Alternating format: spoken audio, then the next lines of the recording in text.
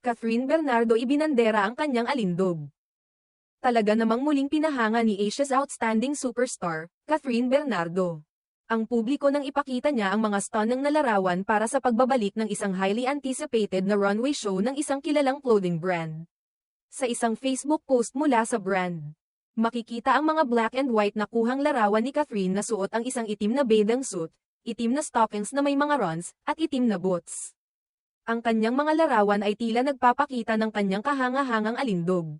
At hindi rin may kakaila ang kanyang subtle na cleavage na lalong nagpapakita ng kanyang natatanging kagandahan at kaseksihan, hindi nakaligtas sa mga netizens ang mga larawan ni Catherine. Kaya naman hindi maiiwasan na mag-ulan ng komento at reaksyon mula sa mga fans at followers. May mga humanga sa kanyang blooming na hitsura, na sinasabing dahil sa healthy lifestyle at pagmamahal. Kaya't nagmumukha siyang mas radiant. Nakakaganda talaga lalo pag in love at nasa healthy lifestyle ang isang tao.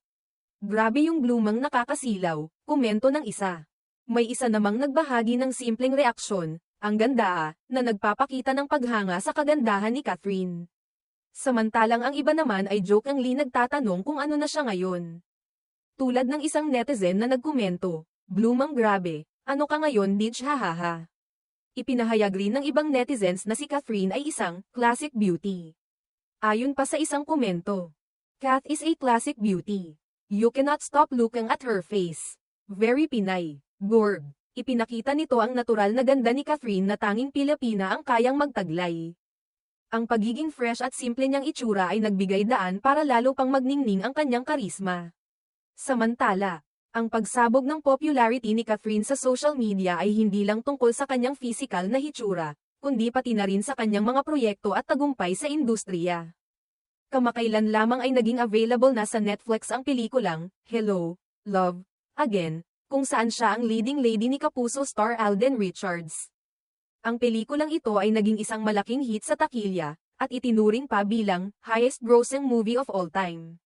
Bukod dito, ito rin ang kauna-unahang pelikulang Pilipino na kumita ng 1 bilyong piso, isang milestone na hindi madaling maabot ng ibang pelikula.